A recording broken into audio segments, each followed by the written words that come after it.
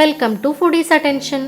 ನಮಸ್ಕಾರ ಎಲ್ರಿಗೂ. ನಾನಿವತ್ತು ಪ್ರೋಟೀನ್ ರಿಚ್ ಆಗಿರೋ ಮತ್ತು ಹೆಲ್ದಿ ಆಗಿರೋ ಒಂದು ರೆಸಿಪಿನ ಶೇರ್ ಮಾಡ್ತಾ ಇದ್ದೀನಿ. ಇದನ್ನು ನಮ್ಮ ಉತ್ತರ ಕರ್ನಾಟಕ ಸೈಡ್ ಹುರುಳಿ ಸಂಗಟಿ ಅಂತ ಕರೀತಾರೆ.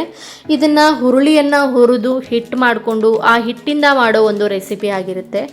ಇದನ್ನು ಮಾಡ್ಕೊಂಡು ಕುಡಿಯೋದ್ರಿಂದ ಬಾಡಿಗೆ ತುಂಬಾ ಬೆನಿಫಿಟ್ಸ್ ಇದೆ. ಬೆನಿಫಿಟ್ಸ್ನ ನಾನು ವಿಡಿಯೋ ಲಾಸ್ಟಲ್ಲಿ ಹೇಳಿದ್ದೀನಿ, ಹಾಗಾಗಿ ವಿಡಿಯೋನ ಕೊನೆವರೆಗೂ ನೋಡಿ.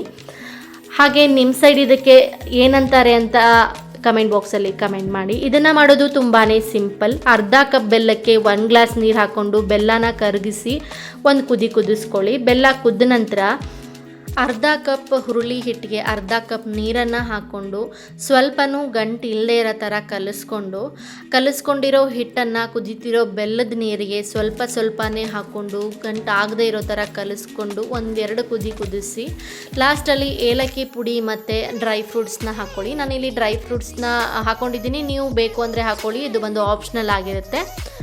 ಹಾಗೆ 2 ಕುದಿಸ್ಕೊಂಡ್ರೆ ಟೇಸ್ಟಿಯಾಗಿರೋ ಮತ್ತು ಪ್ರೋಟೀನ್ ರಿಚ್ ಆಗಿರೋ ಹುರುಳಿ ಸಂಗಟಿ ರೆಡಿ ಟು ಈಟ್.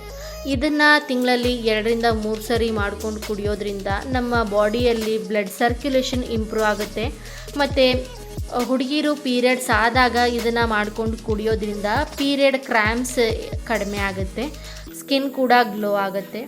ಇದು ಪ್ರೋಟೀನ್ ರಿಚ್ ಆಗಿರೋದ್ರಿಂದ ಇದರಲ್ಲಿ ಫೈಬರ್ ಮತ್ತು ಐರನ್, ಕ್ಯಾಲ್ಶಿಯಂ ಕಂಟೆಂಟ್ ತುಂಬಾ ಜಾಸ್ತಿ ಇರುತ್ತೆ. ಮೇನ್ ಏನು ಅಂದರೆ ಇದು ಬಾಡಿ ಹೀಟ್ನ ಕಡಿಮೆ ಮಾಡುತ್ತೆ.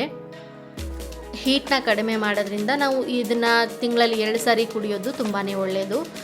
ಇದನ್ನು ಡಯಟ್ ಮಾಡೋರು ಕುಡಿಬೋದು. ಡಯಟ್ ಮಾಡೋರು ನಾವು ಬೆಲ್ಲ ತಿನ್ನಲ್ಲ ಅನ್ನೋ ಹಾಗಿದ್ರೆ ಬೆಲ್ಲದ ಜಾಗದಲ್ಲಿ ಉಪ್ಪು ಮತ್ತು ಹಾಲು ಜಾಗದಲ್ಲಿ ಮಜ್ಜಿಗೆನ ಯೂಸ್ ಮಾಡ್ಬೋದು. ಹೇಗಿತ್ತು ಅಂತ ಟ್ರೈ ಮಾಡಿ ಕಮೆಂಟ್ ಬಾಕ್ಸಲ್ಲಿ ಕಮೆಂಟ್ ಮಾಡಿ.